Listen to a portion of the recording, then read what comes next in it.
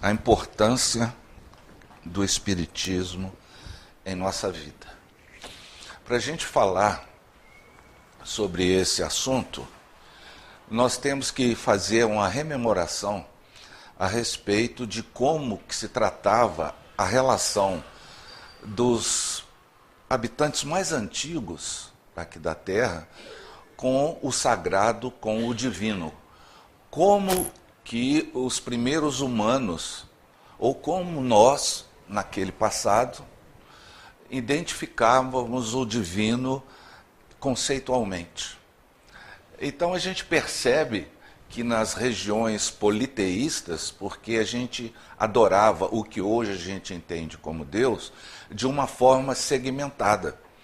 Como nós não tínhamos a capacidade perceptiva de entender que existia algo ou alguém que pudesse ter criado aquilo tudo, então nós, naquela condição, a gente acreditava que diversos seres tomavam conta das coisas. A gente dividia Deus no Deus da morte, o Deus solar, o Deus das águas, da política, da música, da arte, da ciência, né? Tem o Deus da guerra. Então toda a mitologia antiga, principalmente, né, na Grécia, na Roma, a gente vai perceber essa dinâmica. Tinha Zeus, que era o todo-poderoso, Diana, tinha o rei Dionísio, então o Baco. Né? Então tudo isso era, a conjunção disso tudo daria um Deus único. Só que a gente não entendia dessa forma. A gente cultuava deuses. Então o que acontecia? Acontecia que não tínhamos, inclusive para nós aqui, só uma rememoração, no nosso, na cultura indígena, nós temos o Deus Tupã. É o grande criador dos céus e da terra e dos mares, como do mundo animal e vegetal. Era o espírito do trovão. Aí ensinava os homens a agricultura, o artesanato, concedeu aos pajés o conhecimento das plantas. Jaci era filha de Tupã, a deusa lua e guardiã da noite, protetora dos amantes, aí da reprodução. Um dos seus papéis é despertar a saudade no coração dos guerreiros. Então todo esse simbolismo, essa mitologia, era traduzida como sob forma de deuses, seres poderosos. E aqui Guaraci, que era irmã de Jaci, mas eram irmãos marido ou casados, né? Então o Deus Sol auxiliou o Pai na criação de todos os seres vivos. É o guardião das criaturas durante o dia. Na passagem do dia, da noite para o dia, é quando encontra Jaci com Guaraci.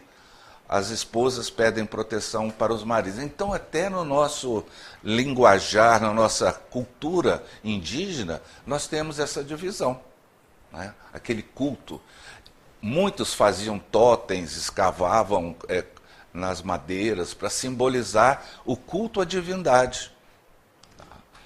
Na época, a gente vai lembrar que na época de Emmanuel, enquanto senador romano, eles sacrificavam para as divindades, né? Para as divindades. Então, fazendo um avanço no tempo, a partir do momento em que se identificou, através da visão hebraica, o monoteísmo, ocorreu uma coisa interessante, porque no monoteísmo criou-se a condição necessária para que viessem as primeiras expressões do plano espiritual, no sentido de formar uma sequência de fatos e de entendimentos com referência ao monoteísmo, a procurar saber quem é esse divino, quem é esse ser sagrado. Então, nós começamos a ter com Moisés a primeira revelação, e teve que ser através de Moisés, porque é através de Moisés que vem os 10 mandamentos. Então, um Deus único menciona o artigo 1, 2, 3, e começa a ser a primeira parte da justiça. amar a Deus sobre todas as coisas. Tal. Essa é a lei divina que Moisés trouxe. Mas ele trouxe também uma revelação no sentido da justiça aos costumes da época. Aquele olho por olho, dente por dente, que antigamente não era assim. Antigamente a gente podia roubar uma casa e que não acontecia nada. Depois, quando Moisés instala a questão, principalmente está lá em Gênesis, Deuteronômio, Números, Levítico, etc., essa questão da justiça aqui, ela é totalmente estabelecida. Vem depois o Jesus, que revela o amor. E vem depois o Espiritismo, que vem trazer a verdade. Então, a justiça e a verdade, sem o amor, porque das 3 revelações, a culminância está aqui. É aqui que Jesus vai falar de Deus como Pai. Porque aqui Moisés trouxe um Deus de temor, vingativo, um Deus que tinha ira. A gente tinha que ser temente a Deus, até hoje tem essa expressão, né? Eu sou temente a Deus. Então, Moisés trouxe essa figura, porque essa figura antropomorfizada que nós temos de Deus, que é um homem velho, com barba, né? Cabelo branco, um cajado, muito poderoso. Então, essa noção dava medo, porque Deus era muito rigoroso. Ele ordenava isso, aquilo, mandava pragas, né? Então a gente tinha que fazer sacrifícios para que a justiça se estabelecesse num contexto diferente do que o Moisés trouxe. Jesus já fala, Pai nosso que estás nos céus, lembra? Santificado, e vai falar. Deus é Pai. E o Espiritismo vem trazer a contribuição da verdade. E nós vamos desdobrar isso agora, isso está lá no Consolador, essa divisão aqui. Então Jesus havia dito que ele pediria ao Pai, aquele trabalhando Deus como Pai de novo, e ele e o meu Pai vos enviará outro Consolador, que vai ficar eternamente convosco, o Espírito de verdade, que o mundo não pôde receber, porque não vê e não conhece. Mas vocês irão reconhecê-los, porque o meu Pai enviará em meu nome esse Consolador, e ele vos ensinará todas as coisas, e vos fará recordar tudo o que vos tenho dito. E é verdade. O Espiritismo sem Jesus não sobreviveria, de jeito nenhum. Porque o Espiritismo veio dar a conotação daquilo que Jesus falou num contexto mais consentâneo com a nossa capacidade evolutiva de agora. Porque entre Jesus e o Espiritismo deu quase 2000 anos, 1857 anos, né? Quando foi lançado o primeiro livro, o Livro dos Espíritos. Então, na época, nós não estávamos maduros para compreender o que Jesus estava falando. Tanto é verdade. Como que Jesus ensinava para o povo daquela época? Através de quê? Parábolas. Por quê? Porque a parábola é igual a gente quando conta uma história para uma criança. Você conta uma historinha que tem alguns personagens e tem um fundamento moral. E tem uma lição de moral. Não é isso? Então, quando Jesus vai falar, o reino de Deus é semelhante a um campo enorme, tal... Ele vai falar também a respeito das ovelhas. Então ele fala que o pastor, ele nunca deixa as suas ovelhas para trás. Então ele se importa. Então ele vai utilizar, né, desse homem de Jerusalém. Era uma história. Aquela história, tem muita gente que fala que conheceu a hospedaria onde levou o bom samaritano para lá. Mas não tem hospedaria, porque aquilo era uma história. Não existe hospedaria onde é que ficou o bom samaritano e tal. Né? Enfim, então continuando. Se o Espírito de verdade, que é o Espiritismo, tinha que vir mais tarde, ensinar todas as coisas, é que o Cristo não dissera tudo, pois as pessoas não conseguiram entender. Se ele vem relembrar, é que o Cristo disse. O que o Cristo disse é que este foi um discurso esquecido ou mal compreendido. Ou seja, de qualquer forma, o que nós temos hoje é uma capacidade de entender o que Jesus dissera sobre uma ótica bem mais fácil e bem mais compreensível. Então, das 3 revelações, o centro é Jesus. É o fundamento de toda a luz e de toda a sabedoria. E no caso, é que ele vem falar para nós, é que com o amor, a lei manifestou-se na terra no seu esplendor máximo. Isso aqui é Jesus, o amor. Justiça e a verdade nada mais são que instrumentos divinos da exteriorização do amor. Porque todo amor, ele é verdadeiro e é justo. Não existe alguém que ame sem justiça e sem a verdade. Ninguém ama de mentira. Então o amor é essa característica. Tem que ter a junção, porque a pessoa que ama, ela repreende, por exemplo, um filho. Ela é justa com o filho, uma mãe. É justa. Se ele fez errado, ele será punido, mas em termos de aprendizado. Mas é amado também. É isso, não tem diferenciação. Tem gente que acha que amar os outros é só entender os outros, passar a mão na cabeça dos outros. Não, amar os outros é você corrigi-los. É você falar, está errado, não deve ser assim, é chamar a atenção. Muito bem. Então agora, feito esse preâmbulo do porquê que a gente está estudando o Espiritismo e como que o Espiritismo é importante para nós, é fundamental que nós saibamos os pontos básicos da doutrina espírita. Vocês sabem alguns deles? São 5 pontos básicos, são 5 pilares sobre os quais a gente apoia a compreensão da doutrina espírita. Sem essa compreensão desses princípios básicos, nós vamos ter uma informação não completa, assim, muito vaga. Quais seriam esses pontos básicos do Espiritismo? Caiu agora, nesse final de semana agora, do Enem. Caiu. Vocês se lembram de algum?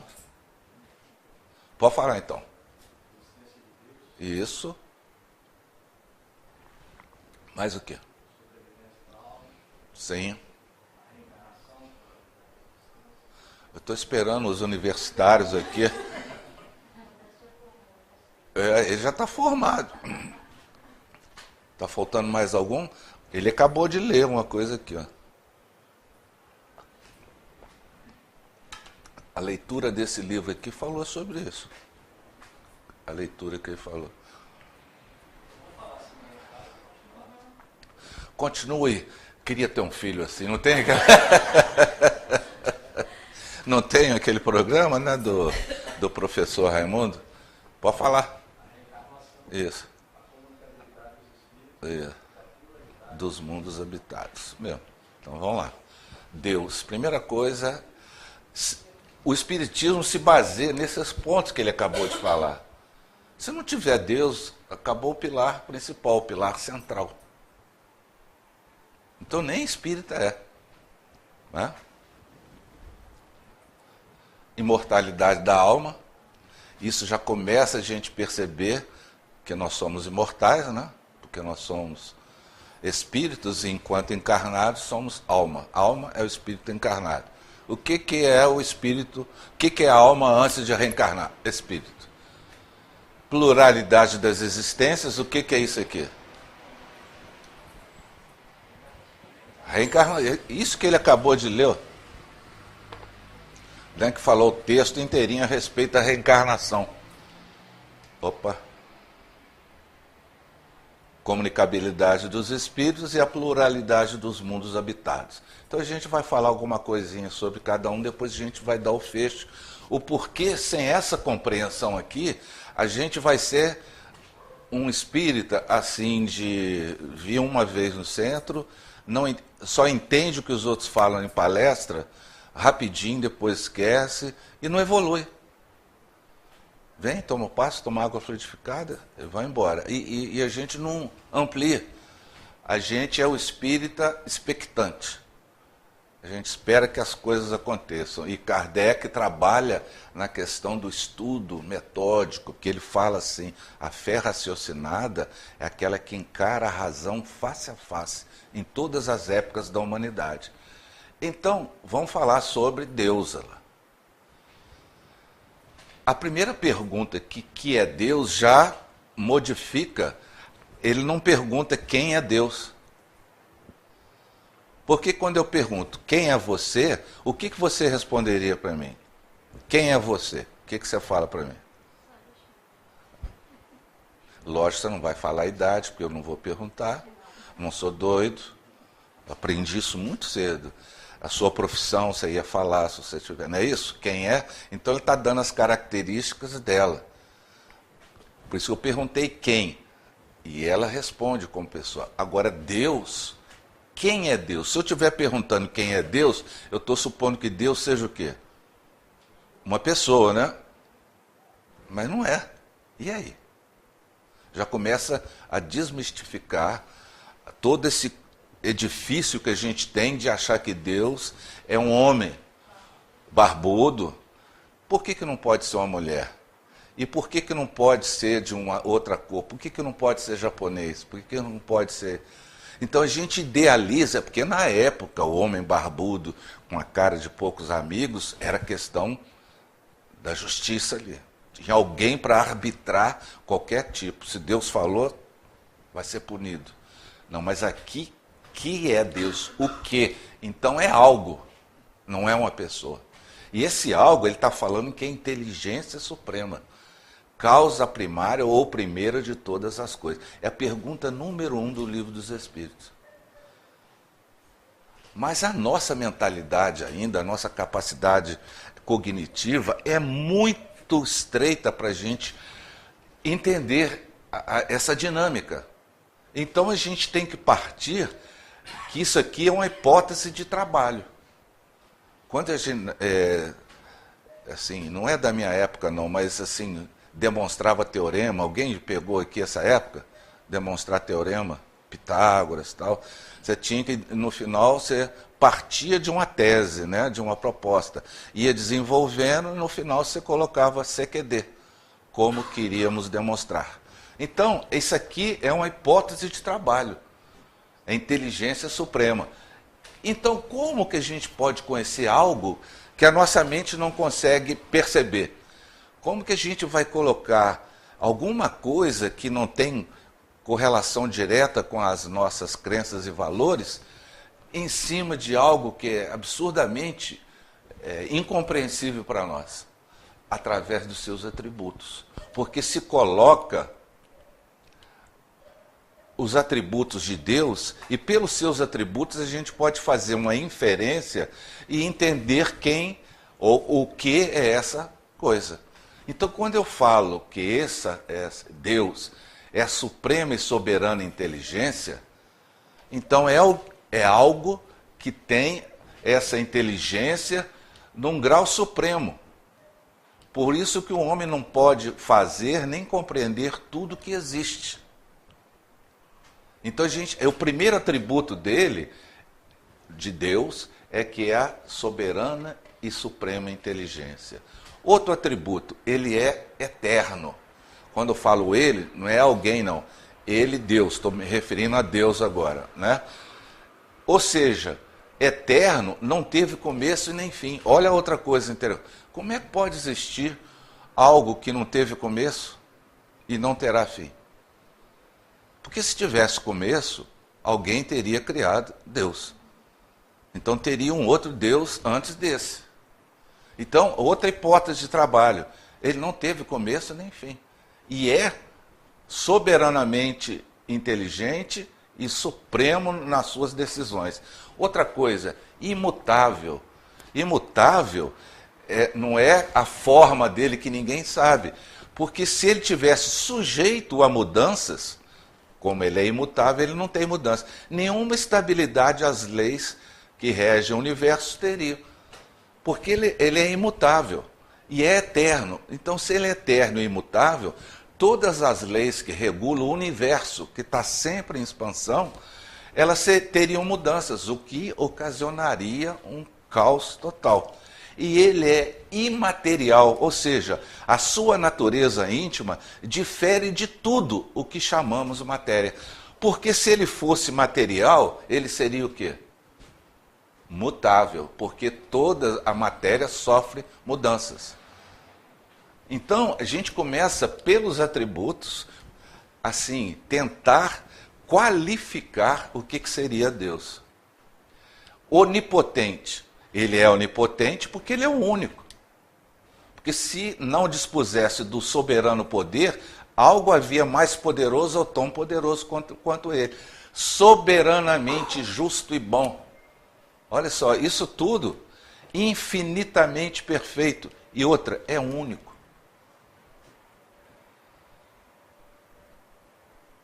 Vou voltar aqui um pouco. Então, por esses atributos, dá para a gente fazer uma ligeira análise do que é essa inteligência suprema, causa primária de todas as coisas. E é aí, graças a essas compreensões, é que a gente vai colocar em xeque a existência, nós vamos falar assim, de uma vida só. Igual aqui, ó. A imortalidade da alma. Isso aqui também um pilar da doutrina espírita. Porque doutrina espírita sem espírito não existe, não é isso? Então, nós temos 4 alternativas com relação à imortalidade da alma, ou seja, no depois da desencarnação. A primeira, o nada. O que seria o nada? Você nasceu, morreu, acabou. É o descanso eterno. A pessoa ainda coloca assim, descansa em paz. Né? E a pessoa acha que vai ficar eternamente naquela... Eternamente não, acabou, não sabe explicar e acabou. A outra alternativa, o panteísmo. O panteísmo é um sistema que entende que a alma veio de Deus, do todo.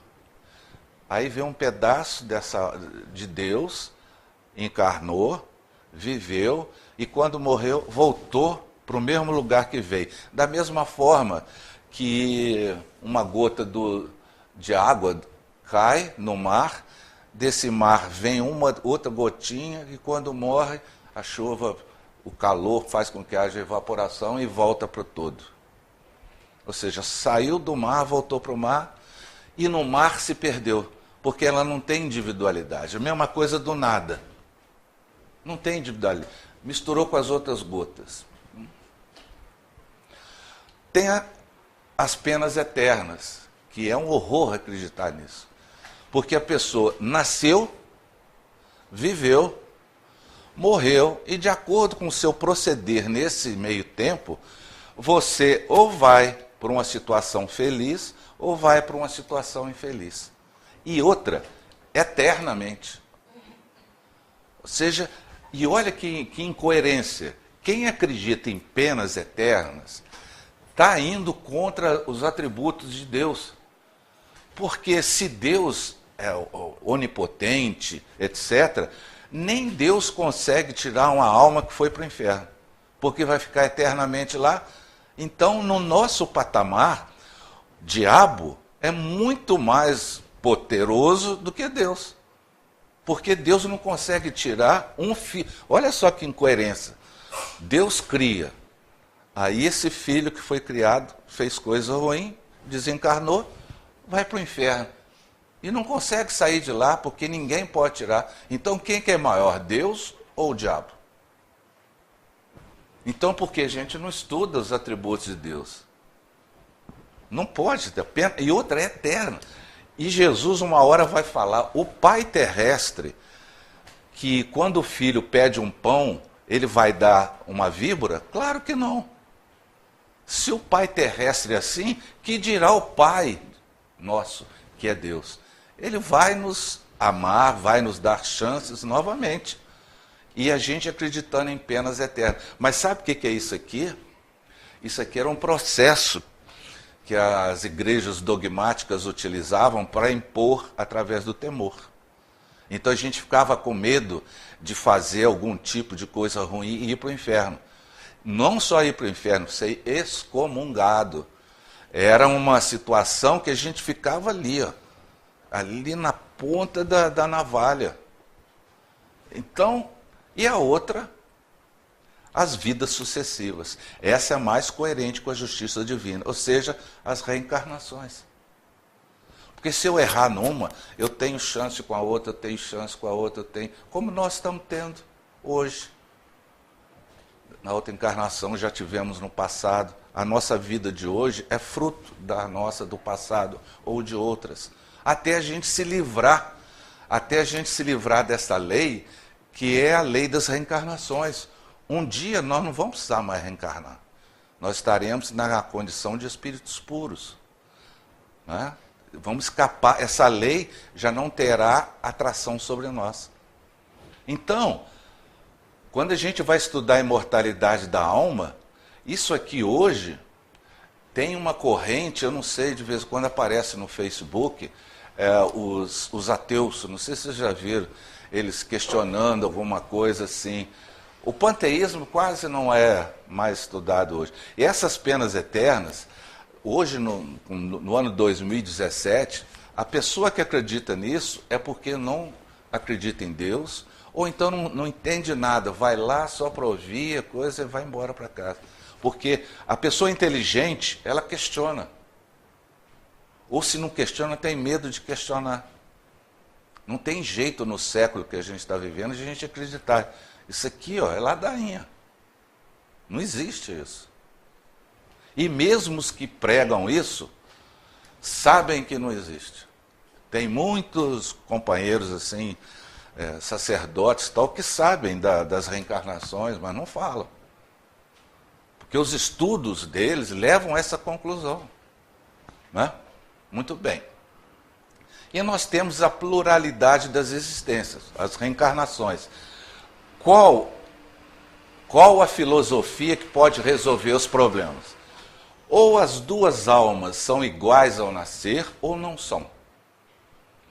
Quanto a isso, não há dúvida. Se são iguais ao nascer, essas duas almas, por que tamanhas diferenças de aptidão? Por quê? Gêmeos nasceram. Por que um é de um jeito, o outro é do outro? Por que um tem essa aptidão, o outro não tem? Se nasceram ali. Ou então Deus faz o seguinte: bem me quer, mal me quer. Você vai nascer assim, você vai nascer assim. Você vai nascer, como só tem uma vida, você vai nascer na África, porque eu gosto muito de você. Jogou lá na África. E você vai nascer em Londres. E você vai poder estudar isso. Mas você vai ser pobre. Você não vai ter nada. Você vai ter que trabalhar o dia inteiro. Não, você vai herdar uma fortuna porque seus familiares são muito ricos. Como é que é isso? Dirão que tudo depende do organismo, essas diferenças de aptidão? Se for assim, por que os filhos de Einstein não são tão inteligentes quanto o pai? Não é?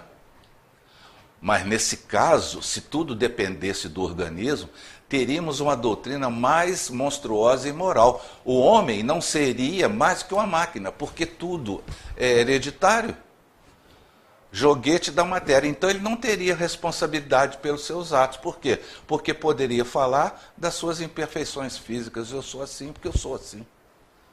Então já começa aqui, ó. Qual filosofia que resolve esse problema? Em qual situação de hoje, quem que vai resolver esse problema? Né? Se as almas são criadas desiguais, foi Deus que a criou assim. Então, por que Deus criou a superioridade inata em uns e a parcialidade seria um apanágio de Deus? Não, Deus não é parcial, Deus é imparcial. porque o amor que ele dedica se traduz por todas as criaturas. Então não tem jeito da gente fugir desse paradoxo. E outra, a gente está admitindo aqui as almas criadas iguais, juntas. Mas quando Deus cria, a gente vai estudar no Espiritismo, simples e ignorante.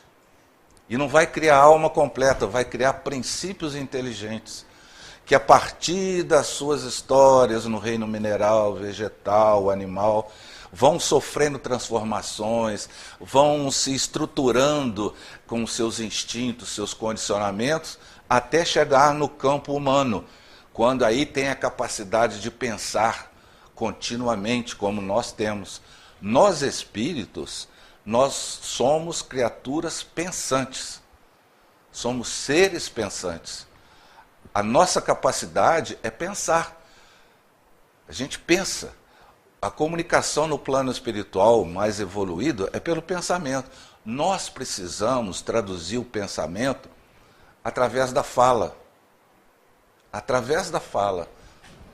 Por isso que a gente estuda, né? No futuro, a gente não vai precisar falar, porque quem vai falar é a ideia, é o pensamento. Então, há uma doutrina que possa resolver essas questões? Admitir as existências sucessivas e tudo estará explicado de acordo com a justiça de Deus. Aquilo que não pudermos fazer numa existência, faremos em outra. É assim que ninguém escapa à lei do progresso. Ninguém. Não existe um ser que tenha vivido 70 anos só e um espírito puro, sem ter vivido antes e sem ter trabalhado para chegar. 70 anos perante a eternidade, o que é isso? É nada. Cada um será recompensado segundo o seu verdadeiro merecimento. E ninguém é excluído da felicidade suprema a que pode aspirar, sejam quais forem os obstáculos que encontrem no caminho. Se ninguém é excluído da felicidade, então a gente pode falar que Hitler vai ser um espírito puro? Pode? Então, se a gente tem essa percepção, então doravante, quando a gente for falar alguma coisa de Hitler, a gente tem que dar uma meia trava. Porque a gente não pode apontar o dedo. Porque ele vai ser um espírito puro. Ele é irmão nosso, o mesmo Pai que é Deus.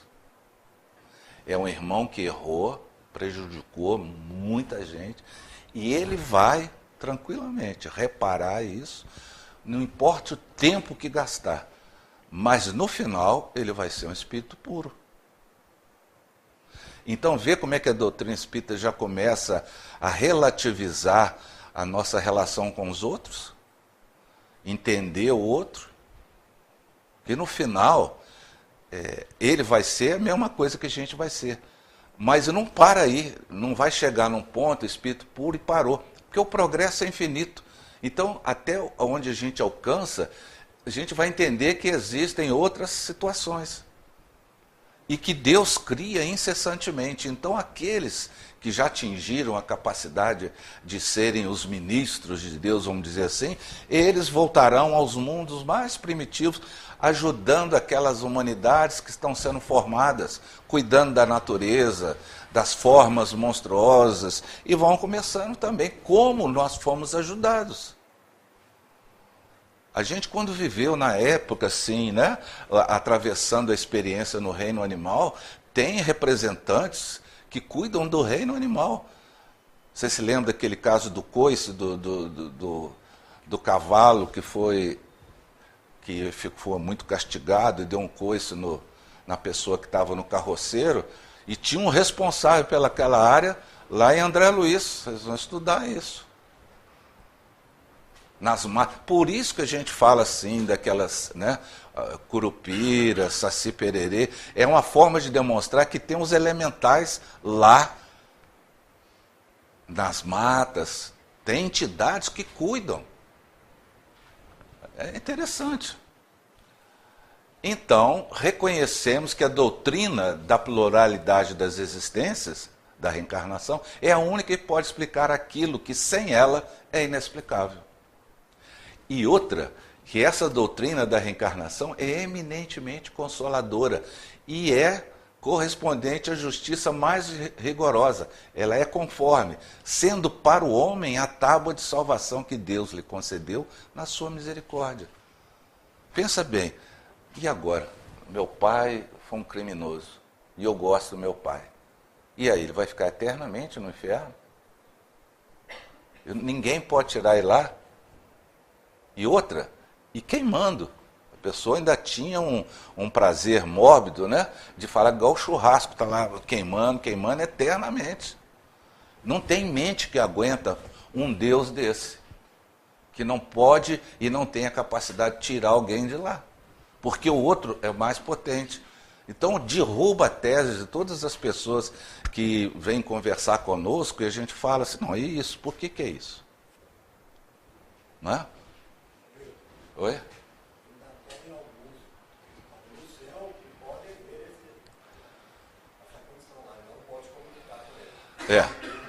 Vê e não pode. Se Deus não pode, imagina o outro. Se Deus, que é Deus, não consegue tirar, uma mãe que está vendo seu filho lá no inferno, porque ele foi traficante, alguma coisa assim, vai ter que falar, foi Deus que quis assim e tal. Não, não foi Deus que quis assim. Ninguém nasce para ser traficante, para ser ladrão, para ser corrupto, ninguém nasce. Não tem essa proposta, ao contrário, a gente vem para não ser ladrão, para não ser corrupto, para não ser isso. A oportunidade é dada para a gente refazer, mas a gente retoma aquelas velhas lembranças do passado e a gente acaba reincidindo nos mesmos erros. E aí, outras vezes, a gente vai, né? E agora vem a comunicabilidade dos espíritos. Os espíritos influenciam nossos pensamentos, atos e acontecimentos da vida? Hein? Muito pouco ou nenhum? É, isso mesmo. Mas vamos ver aqui. Veem os espíritos tudo o que fazemos? Podem ver, pois que constantemente vos rodeiam. Cada um, porém, só vê aquilo a que dá atenção. Não se ocupam com o que lhes é indiferente. O espírito de uma pessoa vinculada ao alcoolismo, ele só vai ver no outro se o outro tem capacidade ou predisposição para beber. O resto ele não quer saber, porque a necessidade dele é a bebida. Então ele vai influenciar no outro aquilo que ele tem mais capacidade de ter sucesso. Ele não vai chegar perto de um santo, vamos dizer, santo na expressão uma pessoa equilibrada, e levá-lo à perdição, porque essa pessoa não dá plug mental, mas ele vai através de um outro que tem as mesmas necessidades dele, aí seja nas drogas, no sexo, na comida, na bebida, no poder, no roubo, etc. e tal. Mas vem, porque constantemente vos rodeia. Aí tem uma outra aqui interessante. Podem os espíritos conhecer os nossos mais secretos pensamentos? Muitas vezes, e isso porque eu grifei aqui, ó, muitas vezes chegam a conhecer o que a gente desejaria ocultar de nós mesmos. Nem atos, nem pensamentos lhes podem dissimular. E aí, como é que fica agora? A gente acha que está sozinho, né? Desviando o negócio aqui, tirando lá, ou então levando papel lá da empresa que a gente trabalha, pega um lápis, põe aqui, esquece a caneta aqui, achando que não tem ninguém. Então o que acontece? Os espíritos conhecem o que a gente gostaria de ocultar de nós mesmos. O que pensam de nós os espíritos que nos cercam e observam? Depende. Os levianos riem das pequenas peças, né, partidas que vos pregam e zombam das vossas impaciências. Os espíritos sérios se condóem dos vossos reverses, revezes e procuram ajudá-los. Isso aqui é muito comum nas reuniões mediúnicas. Tem um nome que a gente leva lá e o espírito fala, sou eu mesmo que faço isso com ele. Aquela criança não é criança não, aquele é um espírito velho, eu conheço ele. E eu que faço ele correr, chutar, gritar, espernear. Mas por que você faz isso? Eu gosto de rir da impaciência de vocês. Vocês põem ele de castigo, a casa vira uma bagunça total. Aqui, o que pensam. E os espíritos sérios ficam conduídos dos nossos reveses e procuram nos ajudar. Por exemplo, aqui, nós temos que tipos de espíritos aqui, nos observando nesse instante? Hein? Sérios. Mas também tem outros que não são tão sérios, mas que foram trazidos aqui para ouvir a palestra. Lá na rua, tem espíritos ouvindo, porque tem sistemas de propagação do que eu estou falando aqui para o mundo ali exterior. Essa rua não está tão deserta. Passam muitos espíritos, assim, que não sabem para onde vão, estão aí em grupos. Tal. Muitos são atraídos pela luz que emana dessa casa nesse horário. E muitos se interessam pelo que está sendo dito. Às vezes uma palavra que a gente fala aqui ecoa lá e a pessoa está andando e para, e fica ouvindo. Aí é convidado para ser. Olha como é que o Espiritismo amplia a nossa capacidade de compreensão das coisas. Aqui tem os espíritos benfeitores, estão aqueles também junto de nós, os que estão em tratamento. E os curiosos que vêm. Mas esses ficam ouvindo lá de fora. E quando vibratoriamente é identificado que eles estão na faixa de entendimento, eles são admitidos aqui. Porque tem os vigilantes lá fora. Então eles ouvem, vêm. Quando a gente está de ônibus, está de carro, no carro sozinho, a gente não está sozinho muitas vezes. Depende com o que a gente está pensando, nós temos o mesmo tipo de companhia conosco no carro. E alguém vai ver só um motorista lá. Mas se tivesse uma mediunidade mais, poderia ver um motorista cheio de espírito até o teto. Igual tem no André Luiz também. Os espíritos aproveitando antigamente lotação nos ônibus lá no Rio de Janeiro. Por isso que a gente tem que ler, estudar e ler. Tem espíritos tão assim, humanizados que quando chove eles se escondem debaixo das marquises. Porque eles acham que vão molhar. O próprio André Luiz, no início, ele evitava de atravessar a rua, com medo do carro pegar nas primeiras vezes que ele foi ao Rio de Janeiro. Ele tinha medo, até que um carro passou através dele. É isso que a gente está falando, o que o Espiritismo faz com a gente procura entender mais, né? Então, a comunicabilidade dos desencarnados conosco, ela se pode fazer quando a gente está dormindo aqui. Todo dia a gente conversa com o espírito. Sabiam disso?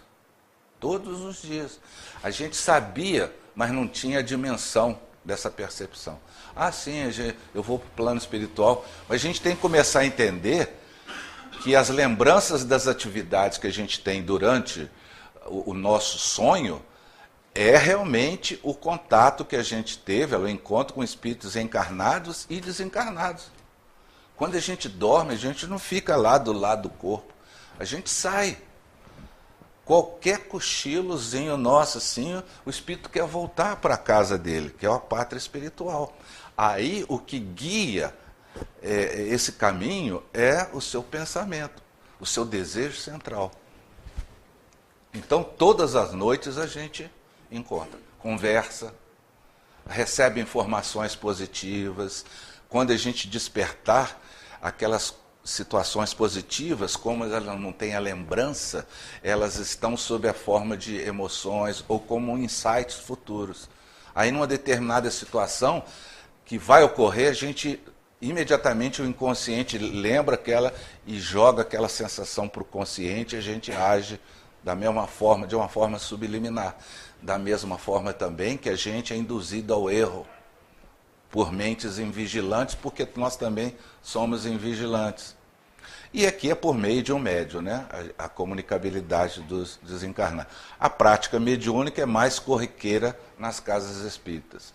Por isso que a gente tem que preparar uma boa viagem, vamos dizer assim, no plano espiritual todas as noites.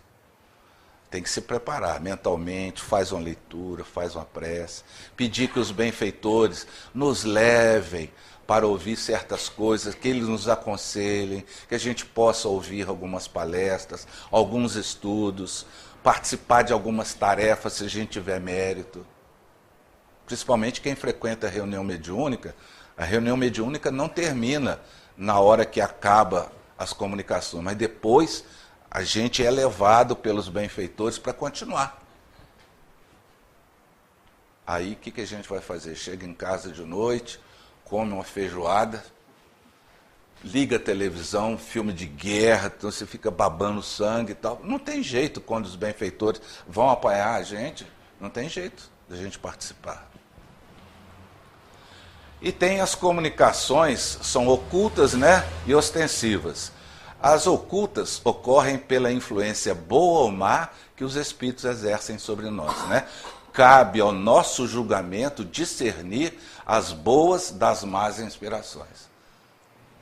E vocês têm razão, né? Influenciam os espíritos? Muito mais do que podeis imaginar. Normalmente são os espíritos que nos dirigem. Normalmente. Então vou rapidinho, faltam 10 minutos, então vou colocar aqui. Pluralidade dos mundos habitados.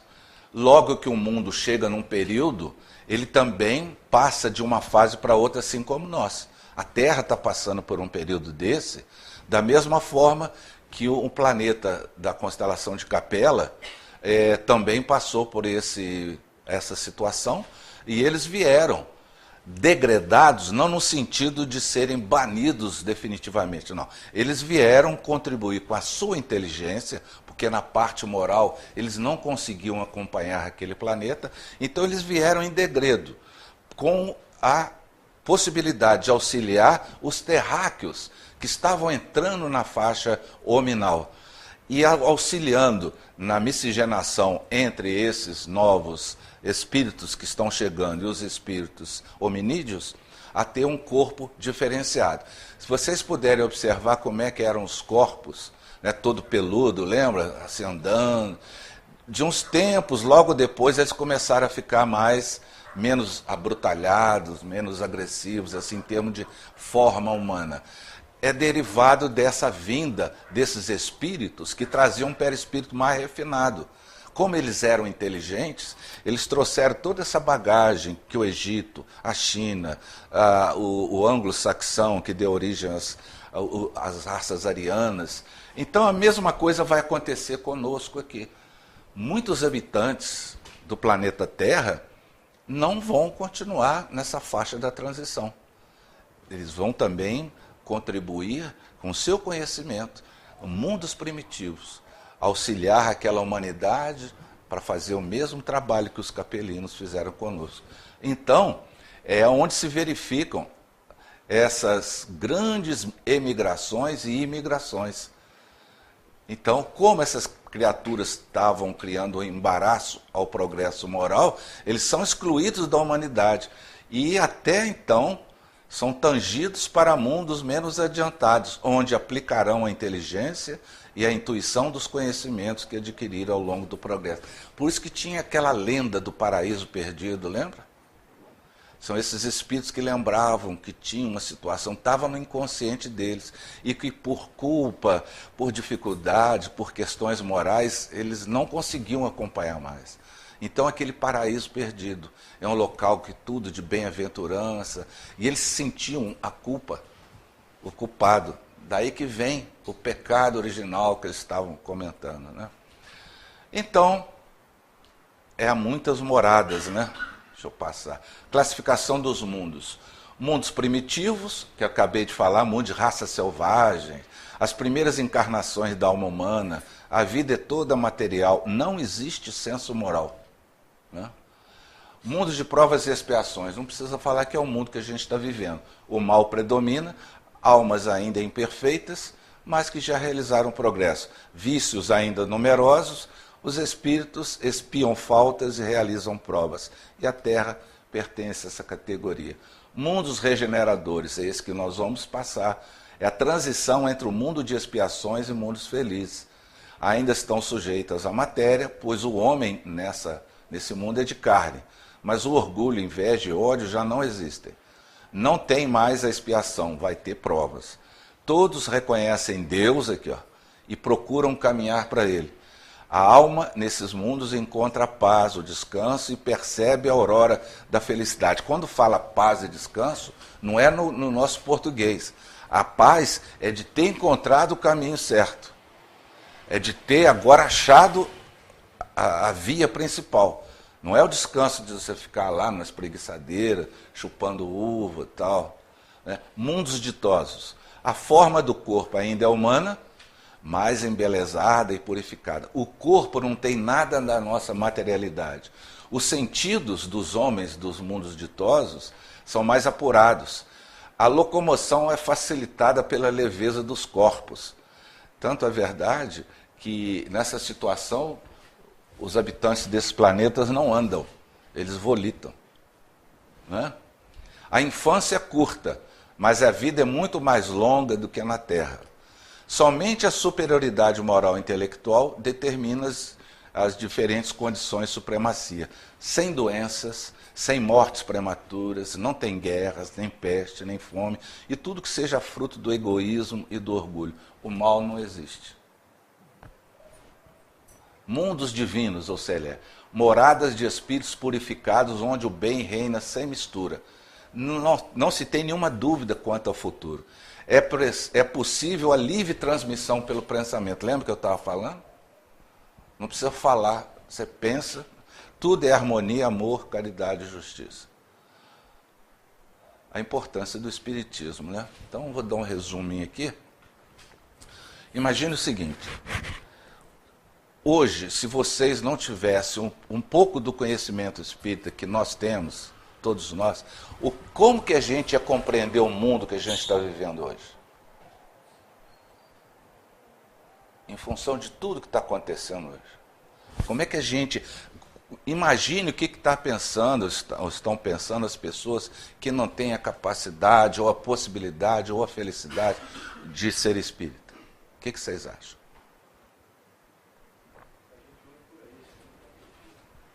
É isso mesmo.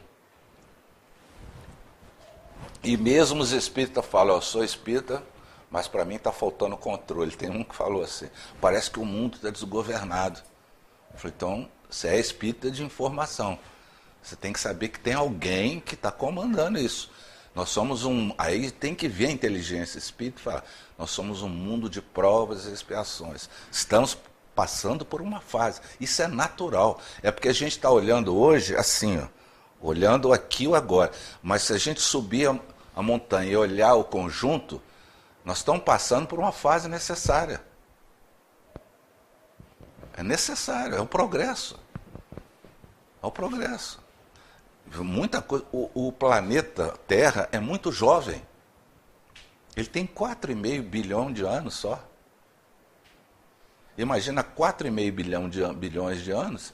Jesus, que é o coordenador do planeta Terra, o governador, já tinha essa evolução há 4,5 bilhões de anos atrás para poder auxiliar na formação desse planeta. Imagine a evolução desse Espírito de Jesus, que é o governador do planeta.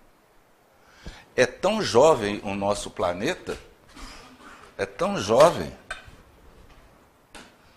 que, simbolizando aqui, exagerar aqui, ó. Isso aqui é o núcleo, magma. Isso aqui é a crosta terrestre.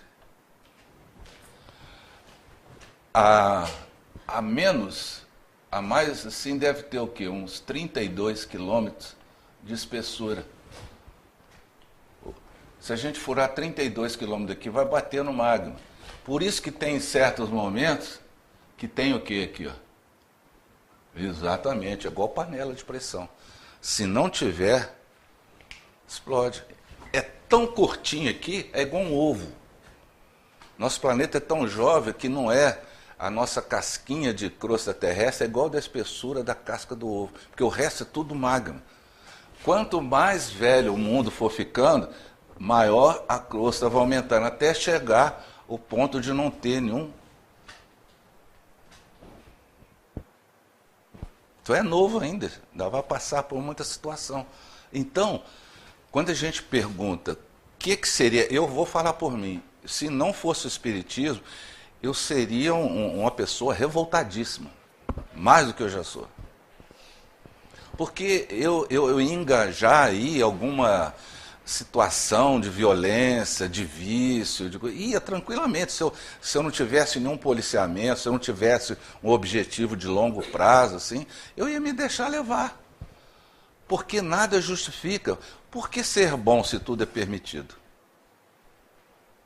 Por quê?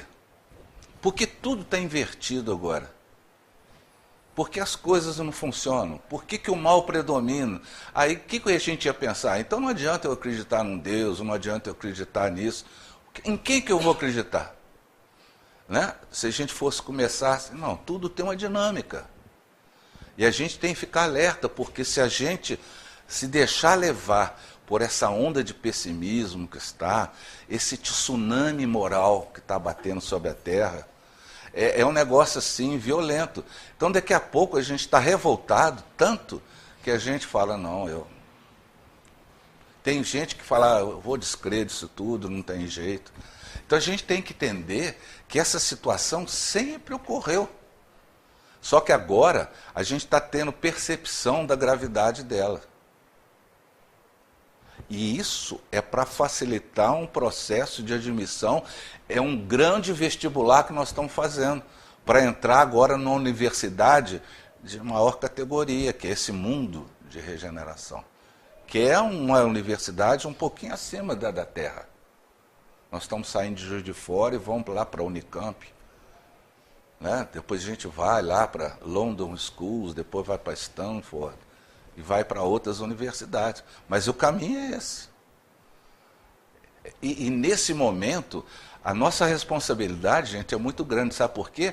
Muitos identificam em nós, espíritas, e aqueles que são mais ligados a nós vêm perguntar, como é que o Espiritismo explica isso? Como é que o Espiritismo entende esse negócio da questão do trans? Tem gente do meio espírita não quer nem conversar sobre isso, porque está numa faixa mental fechada, arraigada. Então, tem muito bate-boca, mas isso está efervescendo. Aí a gente começa a compreender, esses pontos principais é só para a gente entender. Quando a gente fala de reencarnação, a gente não reencarna só homem ou só mulher. A gente reencarna nos dois polos. O espírito não tem sexo. Ele não tem sexo, morfologicamente falando. Ele tem características predominantemente masculinas ou femininas.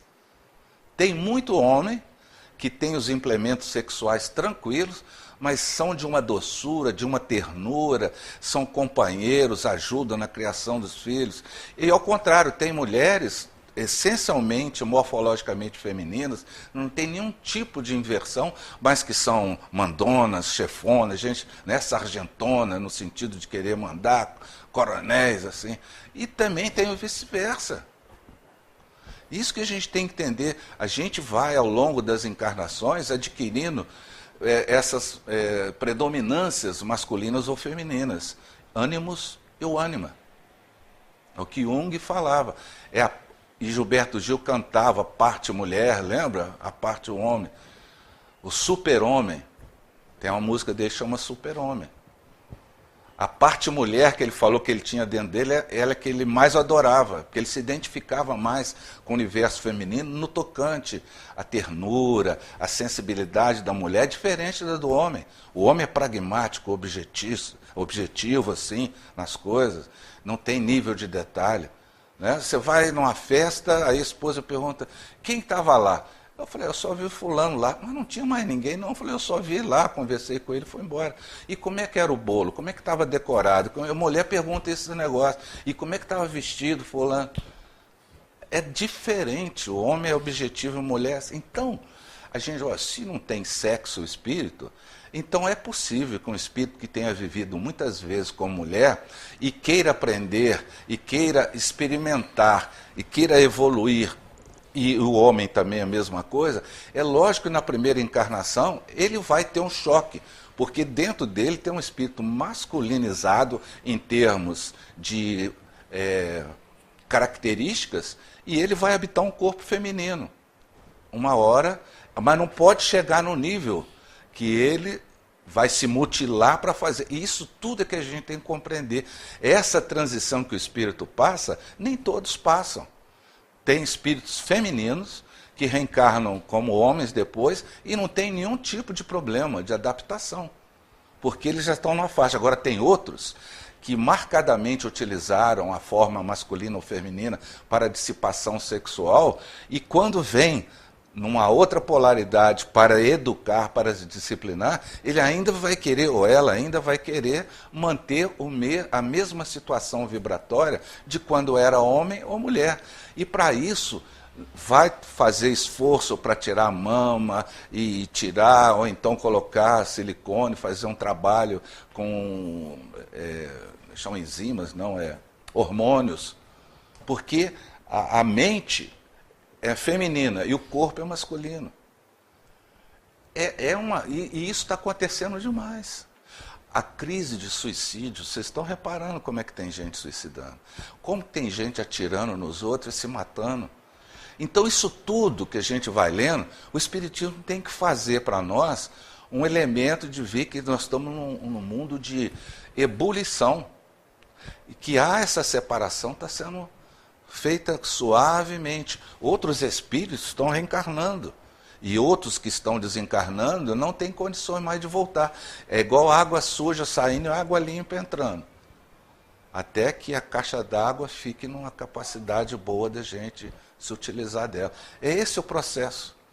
Só que a gente tem que entender, né? E a gente vai ter que explicar isso para as pessoas que nos procuram. Porque se alguém perguntar para nós, a gente falar, não sei também não. Falo, então por que você vai lá? Para que você vai? Eu vou lá para tomar passe, tomar uma aguinha lá. Não é isso?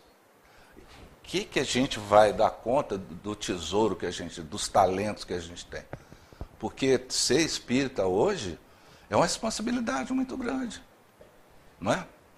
Então, gente, eu queria trazer essa reflexão para a gente fazer a respeito da importância do espiritismo em nossa vida.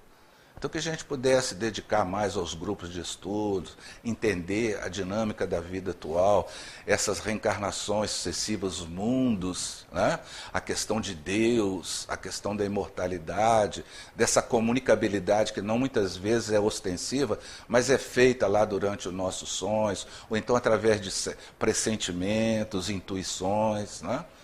Então, é nesse sentido que eu gostaria de ter trazido para vocês aí.